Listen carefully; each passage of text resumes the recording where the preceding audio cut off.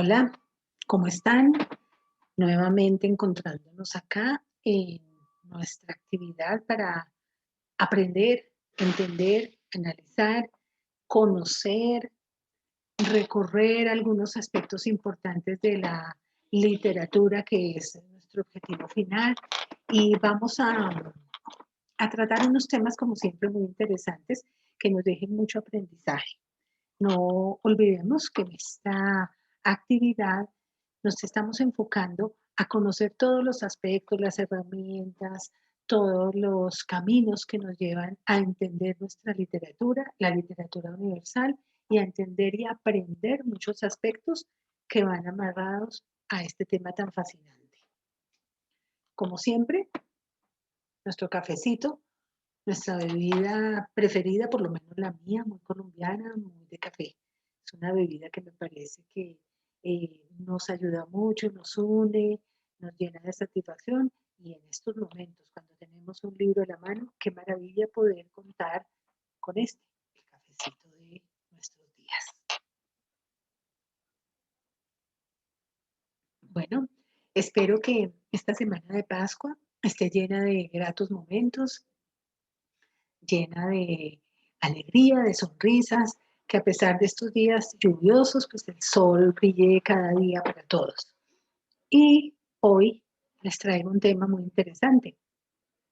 Es un tema que tal vez nosotros desconocemos, que no lo tenemos tan presente, que no lo vivimos o no nos damos cuenta de la importancia, pero que a toda hora hace parte de nuestro día a día. ¿Y de qué se trata? De la traductología. Pero, ¿qué estamos hablando? ¿Qué es eso? Pues la traductología es el arte de pasar un texto, un documento, un artículo de un idioma origen o idioma base a un idioma determinado, llamándose luego texto meta o texto traducido. Pues bien, en este tema de la traductología, encontramos que no todas las personas pueden llegar a ser traductores, por lo menos oficiales y certificados, que son los traductores que nosotros encontramos para entender, por ejemplo, cuando un escritor publica un libro y este libro es tan reconocido, normalmente las editoriales tienen un staff de traductores para que este libro empiece a ser traducido en diferentes idiomas y puedan empezar a hacer la comercialización del libro en ese nuevo idioma. Entonces, ese es el tema que hoy vamos a ver, lo interesante, porque nosotros sencillamente recibimos de afuera la información en nuestro idioma, pero no nos ponemos a pensar cómo nos llega ya traducido, quién lo hizo, cómo, por qué, en qué momento, de qué se trata. Y eso es lo que vamos a aprender el día de hoy. Pues bien, este proceso de traducción es una labor muy interesante y hay unas características particulares en la traducción. Por ejemplo, está la traducción de forma oral, que es la interpretación inmediata de lo que se está diciendo. Por ejemplo, en un discurso, cuando, digamos, el señor presidente está dando un discurso internacional, hay traductores especializados que están transmitiendo lo que él está hablando, están indicándole a otras personas el contenido de su discurso y eventualmente, pues sin temor a equivocarnos, lo están haciendo muy bien. La otra traducción es la traducción directa, cuando se realiza de una lengua extranjera a la lengua del traductor. Por ejemplo, si traducimos un texto en francés a nuestro idioma español. Y está el inverso, cuando lo traducimos al contrario, lo traducimos de nuestra lengua original a una lengua diferente. Y también está la literal, que es cuando se hace la traducción sin cambiar ninguna de las palabras del autor y sin cambiar absolutamente nada del contenido. Porque en las otras dos que vimos, en la directa y en la inversa, El traductor tiene la oportunidad de investigar, de mirar, de analizar si su traducción está siendo juiciosa, está siendo oportuna, si el texto está acorde a lo que el autor quiso decir. En esta oportunidad no. ¿Por qué? Porque es directa y es sin cambiar ni modificar nada de lo que el autor ha querido mencionar. Hoy en día hay muchos traductores, es cierto, pero los traductores se van especializando de acuerdo a ciertas clases o características de traducción. Está, por ejemplo, la traducción literaria, esta que estamos hablando, que es traducir un libro, un texto, un documento muy grande, básicamente literatura. Y no es tan compleja porque los traductores se toman su tiempo para ir haciendo, como les decía, buscando que el contenido del, de lo que el autor nos quiso decir no se pierda. Pero en esta gama hay algo muy particular y es la parte más difícil es poder traducir los libros de poesía, porque no pueden perder la rima, la métrica, el verso, todo tiene que ir muy coordinado. Y hay muy pocos libros de poesía traducidos a otros idiomas diferentes al que originalmente fue escrito. Está la traducción comercial. Esta es importantísima y es muy utilizada en el día a día. Esta traducción hace mención a folletos, a documentos que nos indiquen el quehacer en otro país, las actividades, y es una de las traducciones más utilizadas en el ámbito del turismo. Por ejemplo, cuando nosotros vamos a otro país, rescatamos estos folletos turísticos que encontramos y allí nos dicen cuáles son los museos importantes, cuáles son los sitios de interés público, dónde están las calles, avenidas más importantes, y si es en nuestro idioma lo vamos a entender perfectamente. Entonces, estos traductores tienen que conocer el sitio al cual se están refiriendo. Está también la traducción pública.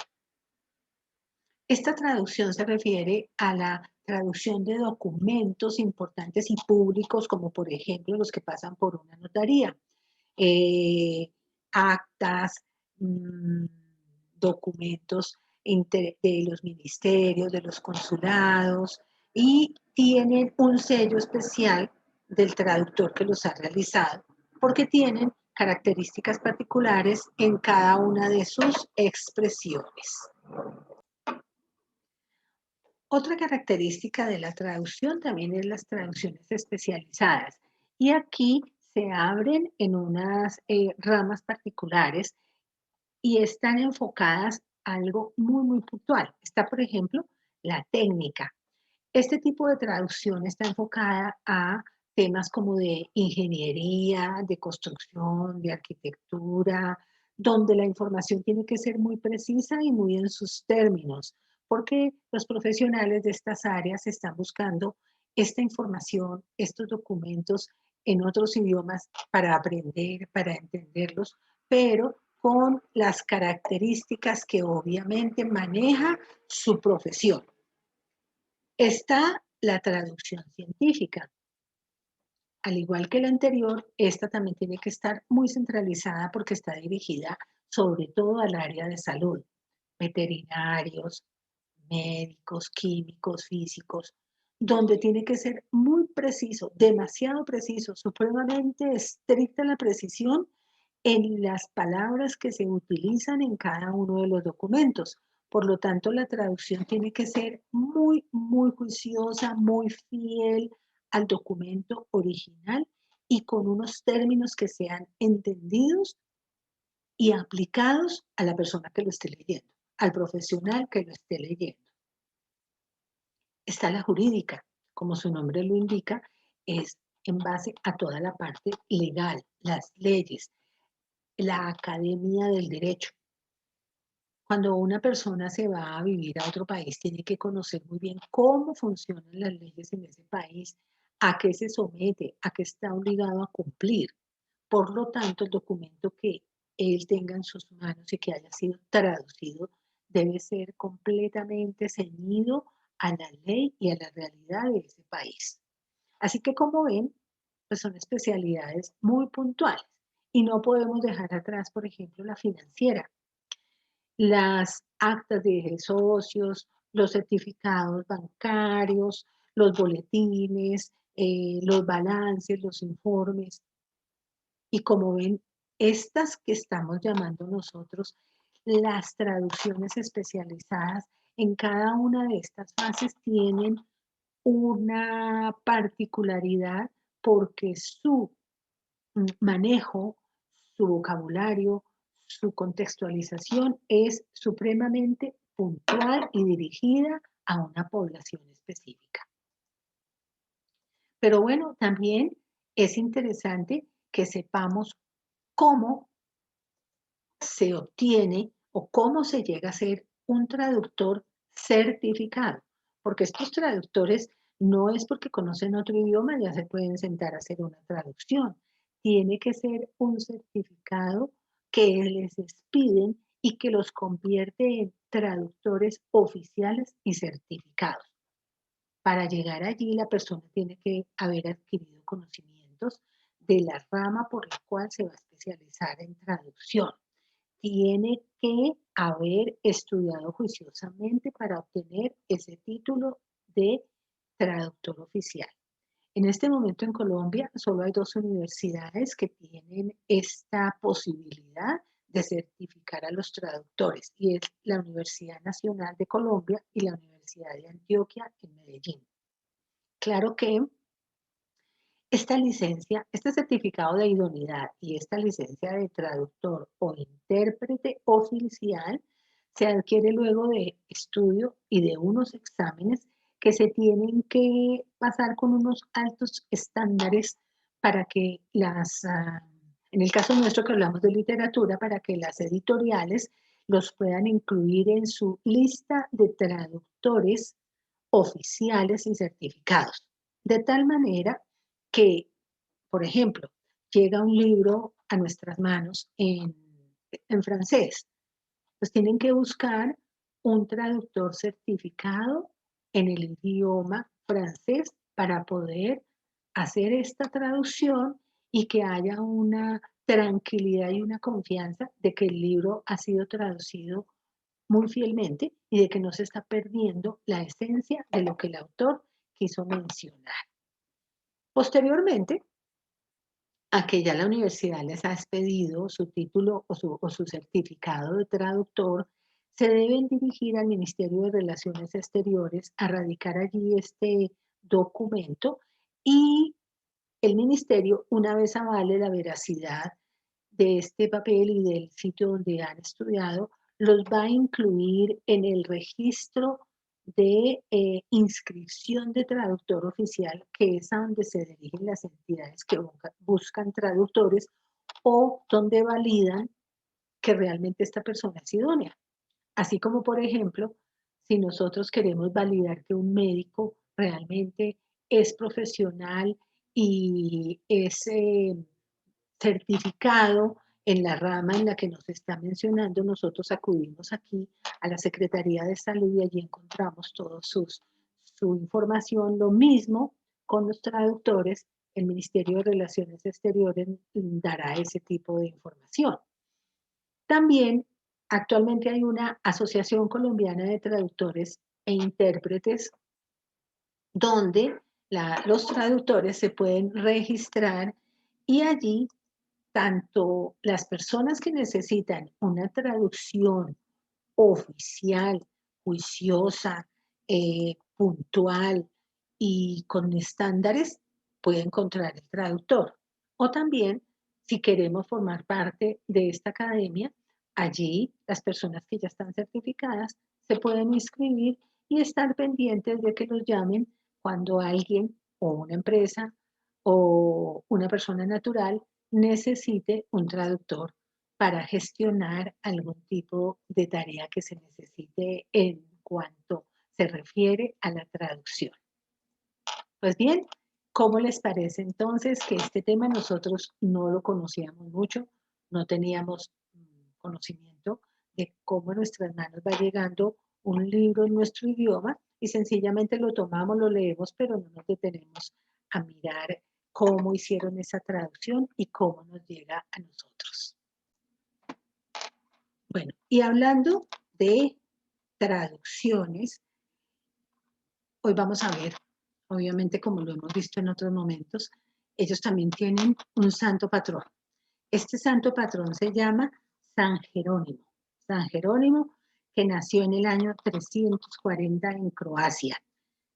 Nace en una familia bastante acomodada, por lo tanto tuvo unos estudios muy, muy buenos en Roma, se apasiona mucho por la cultura clásica, San Jerónimo mm, es un señor que ha sido formado en un ambiente muy culto, por lo tanto se vuelve una persona muy exigente como en sus críticas y en su forma de actuar. Realiza unos innumerables viajes por toda Europa, conociendo mucho su clase, su historia, enterándose de todo como el quehacer de la vida europea. Y decide que él va a vivir en un monasterio, que él quiere irse a estar solo. Y es así como a los 33 años parte hacia el desierto para estar solo y allí se dedica a orar y tiene una crisis espiritual muy grande y en esta oración y en este ayuno estudia griego y hebreo. Y durante este tiempo pide perdón por sus pecados, lo que él considera unos grandes, grandes pecados que eran la sensualidad que él tenía porque era una persona, un hombre muy atractivo, el carácter fuerte, el mal genio que tenía y un gran orgullo. Un orgullo inmenso que tenía por todo lo que él hacía y lo que él era. Así que él decide estudiar latín y, y luego del tiempo que pasa allí en el desierto se da cuenta que definitivamente él no puede vivir solo y decide regresar a la ciudad y comprometerse mucho con sus estudios en latín. Así que en estos estudios donde él se vuelve tan riguroso, tan dedicado, y con la cultura que él trae de sus estudios, aprende un latín muy fino, muy especial, pero muy de conocimiento público. De regreso a la ciudad, entonces, se va a trabajar junto a los obispos, quienes al ver su gran capacidad para el latín sobre todo y su gran capacidad para corregir, porque empieza a corregirlos mucho, empieza a ver que no todo lo que están hablando y escribiendo lo están haciendo bien, entonces lo nombran secretario y en este cargo la particularidad es que él es el encargado de escribir las cartas que el pontífice tiene que enviar. Así que es una persona muy delicada para escribir, con un lenguaje, con un léxico supremamente fino y supremamente adecuado a cada momento. Pasado un tiempo, el Papa le propone que haga la traducción de la Biblia al latín, a ese latín fino que él maneja. Y es así como él se dedica a hacer esa traducción, llegando a pasar de la Biblia tradicional que se tenía a la Biblia que conocemos como la Biblia Vulgata, o lo que quiere decir traducción hecha para el pueblo. Esta Biblia estuvo presente hasta el año 1976. Ustedes se imaginan una Biblia pues que duró tantos años, tantísimos, desde el año como 300 y punta, 350 tal vez, hasta 1976, la Biblia cuya traducción la hizo San Jerónimo de Estridón, en un latín muy común, pero muy fino, muy delicado. Luego de esto, él a sus 40 años es nombrado sacerdote y él empieza también a ejercer unos cargos muy importantes en Roma, pero su genio tan fuerte y su orgullo lo llevan a tener muchas discrepancias con todas las personas, sobre todo con las más cercanas a este mundo del pontificado, y entonces tiene bastantes diferencias, lo cual hace que él termine renunciando a este cargo y decide irse a Tierra Santa, decide irse a vivir allá alejado de todo porque considera que ya hizo su trabajo, que ya culminó. Al estar él en el cargo de secretario, ha conocido muchas personas influyentes, sobre todo ha estado aconsejando a muchas señoras de una buena posición económica que cuando se enteran que San Jerónimo se va para Tierra Santa, deciden irse con él y venden sus propiedades y se van con él a seguir allí la vida espiritual. Entonces San Jerónimo, junto con las señoras y con el dinero que ellas llevaban, allí en Belén, mm, manda hacer una edificación, un monasterio dedicado a hombres y a muy pocas señoras que están allí. Y posteriormente, como este sitio queda tan cerca a la cueva de Belén, donde nació el niño Jesús, lo dedica este sitio a atender a las personas que vienen de otros países a conocer el sitio donde nació Jesús.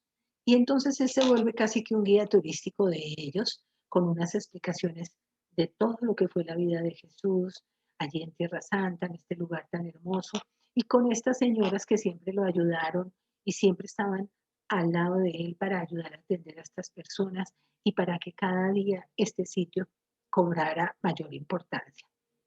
Es así como San Jerónimo ya no vuelve más a la ciudad, a su ciudad, a Roma ni a Croacia.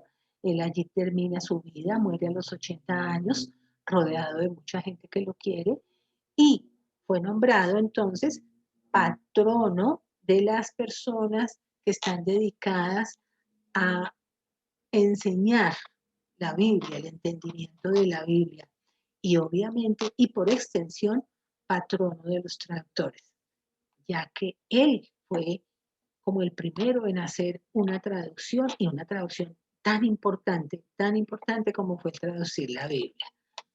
Pues bien, esta es la historia de San Jerónimo de Estridón.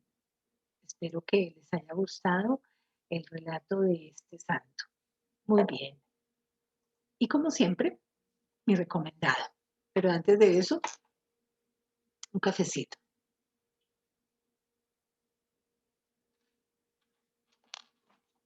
Hoy les traigo un libro, miren, lo pueden aquí ver, está bastante deteriorado por los años. El libro se llama El Cardenal Prisionero.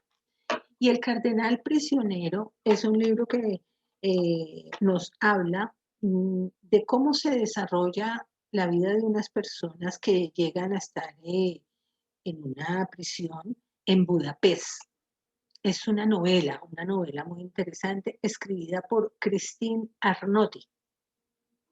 Y con relación al tema que hoy nos ocupa, nunca nos fijamos, tal vez, en unas eh, particularidades que siempre vamos a encontrar. Por ejemplo, en este libro, que se llama El Cardenal Prisionero, y dice aquí en su interior.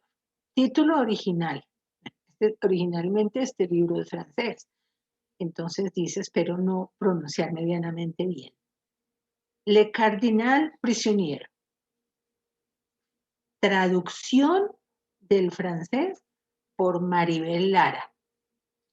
Entonces, como pueden observar aquí, la editorial, que es Editorial Planeta, presenta aquí y le da los reconocimientos a la traductora de este libro, que es Maribel Lara. La primera edición de este libro fue en marzo de 1966. Es una novela muy interesante, muy rica en conocimiento por los sitios donde transcurre esta novela. Siempre está uno muy pendiente de lo que va pasando. Y bueno, este libro es de Editorial Planeta. Yo soy muy amiga de esta editorial, casi todos mis libros son de allí, tengo unos afectos cercanos con esta editorial y ellos hacen todo lo posible por las traducciones de los libros para que lleguen a nuestras manos como originalmente fueron escritos. Bueno, y como siempre, recomendarles que se suscriban aquí al canal, que compartan este enlace con otras personas para que puedan estar cerca a la literatura, para que no descuidemos esta pasión tan rica, tan hermosa como es leer y tener un libro en nuestras manos. Aquí en la parte de abajo les voy a dejar algunos enlaces que les pueden a ustedes servir. Y no olviden que me pueden ver en diferido en este canal y pueden allí dejar sus comentarios. Yo estoy viendo algunos que en este momento me están haciendo por YouTube, en el chat, pero luego si ustedes quieren, pueden ingresar nuevamente el enlace y dejar sus comentarios en la parte de aquí abajo. Siempre estoy pendiente de leerlos para que nos encontremos en el mismo canal, en el mismo sentido. Así que me despido de ustedes deseándoles un fin de semana agradable, un fin de semana lleno de mucho amor, de mucho sol, de mucha alegría y de muchas bendiciones. Hasta la próxima, que estén muy bien.